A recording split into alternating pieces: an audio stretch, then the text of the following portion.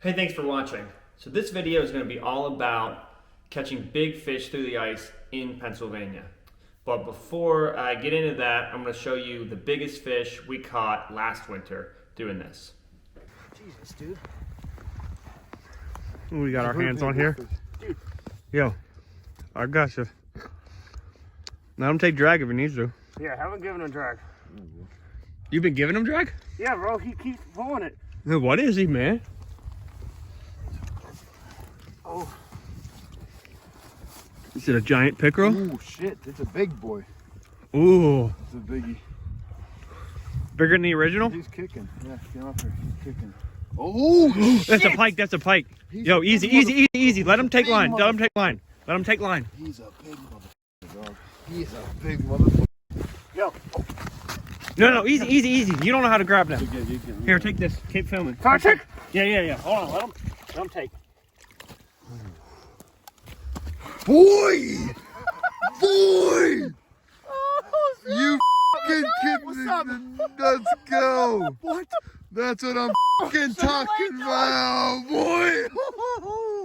Oh shit! That's a gat. So that was a 37-inch, 17-pound northern pike that we caught out of Sugar Lake in Crawford County last January 2021. Back to what we're going to be talking about, which is PA ice fishing for big fish. What, where, when, and how. So basically it's going to be tip-up fishing for northern pike. Northern pike are by far, in my experience, the most active fish. They obviously can get very big.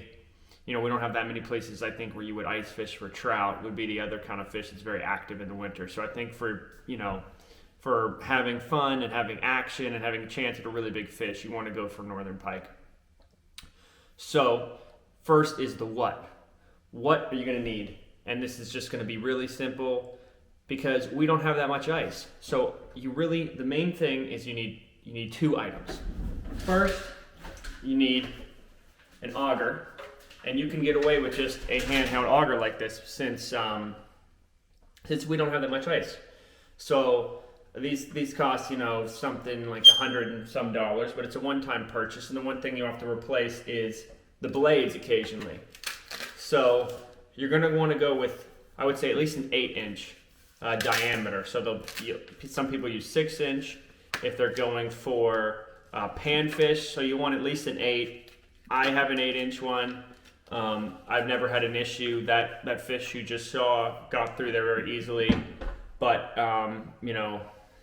if you were fishing, I don't know, the Allegheny Reservoir, maybe you'd have a 10 in case you're getting some giant, I'm not even sure what fish would not fit through that hole. Maybe a trophy muskie, maybe a, just like state record northern pike would need a 10-inch hole. I'm not really even sure. But 8-inch seems to get the job done for me. And then every couple of years, you'll just replace the blades. So that's a one-time purchase. The second thing you need is a tip-up. So again, because we don't have that much ice, you don't need to use some kind of thing that covers the hole to prevent it from freezing over. You can just get these simple wooden tip-ups. They cost $10, $15. And they're made of wood. They have a little spool here. And the way it works is you have a little flag, bends down. You have your line suspended down in the ice. And when a fish grabs it, flag goes up like that. It's really satisfying to see this happen when you're out there. You're just having a few beers. You wheel the grill out onto the lake, and you're just hanging out, and you have a bunch of these set up, and then that happens, and you just go running, and you hand line in a big fish.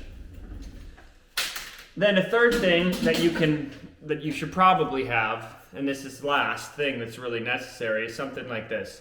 But honestly, I said you really only need two things, because even if you didn't have this, which if you forgot it, if you lost it, you can just grab something from the kitchen, like a ladle. And this is to, once you drill a hole, to scoop out the ice that's floating in there, so you have a clear space. With those wooden things called tip-ups, they're different styles. That's probably the cheapest style. and in this state you're allowed 5 per person. So I mean, I recommend maxing out, but you can start with less.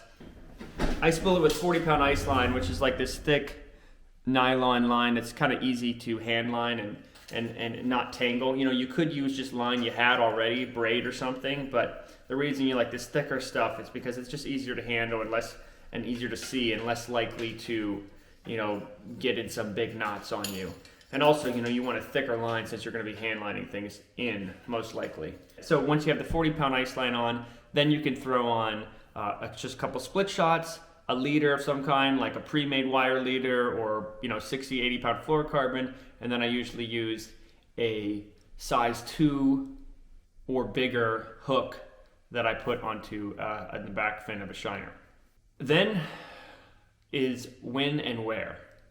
So when and where is determined by 2 things. Like I said, we want to go for pike, so we're going to limit it to just pike lakes.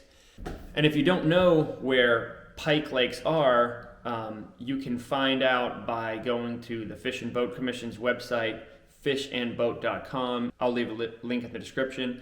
They're listed different lakes with pike, and they actually have an interactive map where you can, you know, say northern pike lakes, and they'll show you over Pennsylvania what lakes have northern pike. Because again, that's going to give you by far the most action during the winter of big fish, unless you want to catch panfish, which I don't really care for panfish. They're too small. So that's what you want to do.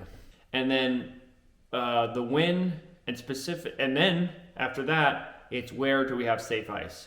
So if you're in the Pittsburgh area, the first place, the earliest you're going to be able to go is around Christmas time. You know, between Christmas and New Year's is when you're going to have your first safe ice.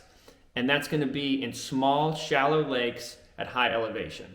So you're going to have to drive, you know, 90 minutes or something like that east, or maybe a little south into the mountains, like towards where you would go skiing or something, and find lakes that are ideally less than 200 acres and have an average depth of less than 10 feet. A lake like that, you can have a single cold, typical, you know, Western PA week where, you know, the high is in the mid 30s and the low is in the mid 20s, and a lake that's less than 10 feet deep and it's at high elevation, that's going to be putting on like an inch a day.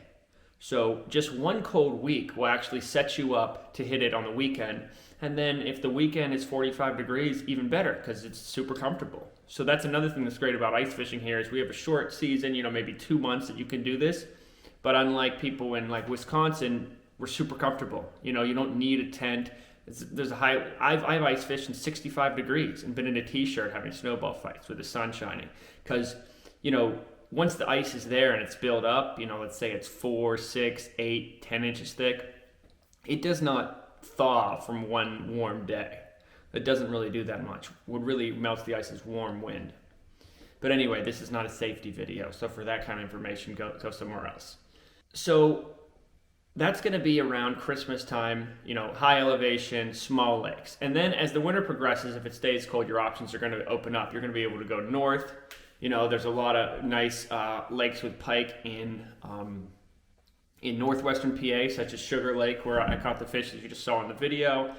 Again, the first places that are going to freeze up there will be the smallest shallow lake. Sugar Lake's a great example. It's a natural lake. It's in Crawford County, and I think the average depth is like, maybe even the maximum depth is like 15 feet. So that's going to be the first lake to freeze up there. There's a number of small lakes if we're talking east where you're first going to have your ice. So then how? So last is how do we do this? How do we target these pike effectively? So once you have these tip-ups rigged, you know, however many you have, maybe it's just you, maybe you have 5, maybe you got you and a buddy and you've got 10, whatever it is, you drill your holes. And so basically it's pretty simple, because if you fished this lake before, you more or less just go the same place you catch fish in the summertime. So for pike, that's usually the weed edges, right? So you approximate where the weed edge is and you drill a hole. And if you look down in that hole and you see weeds that are a couple feet below the surface, you don't want to put your bait there because you don't want it tangled in the weeds. You basically just, what I do, drill a hole where I think the weeds are, find the weeds. Then if you see them there, move out another 10 feet or so off the shoreline, drill another hole, look down until you don't see weeds. And once you don't see them, you're more or less, within 10 feet of the weed edge. That's where you set up your bait. And when you set up your bait, to learn how to use a tip up, there's plenty of videos, but this is just specifically how to catch them here. What I do, you just suspend the bait 2.5 to 3 feet below the ice. You just let it dangle there, and you put a shiner down, and that's it. And then you work maybe another 20, 30 yards down that weed edge approximately, and set up another one, and set them all in a line like that along the weeds. And then if those ones aren't active or one's more active, you can start to cluster them. I would say, spread out more in the beginning. What often happens is there'll be an area that's really, really hot because the fish tend to be concentrated in the winter. So you might have 10 flags out and you might catch 10 fish on one of them. In that instance, those other ones that aren't catching fish, you can move them around a little bit. For the most part, though, once you set things up, you're occasionally maybe moving the ones that aren't getting any action, and then you're just hanging out. You can then you can get creative and have a lot of fun. You can bring out a propane grill, you can have some kibasi and stuff, and have a few beers while you're just sitting around chasing these flags, and it's a blast. So I hope this video was helpful. Let you know that you don't need a lot of high-tech stuff. You don't need to spend a lot of money to catch big fish in Western PA. So hope you enjoyed this video, and subscribe to the channel and stay tuned, because we're going to have some ice fishing videos hopefully in a couple weeks here once it gets cold enough. So thanks for watching.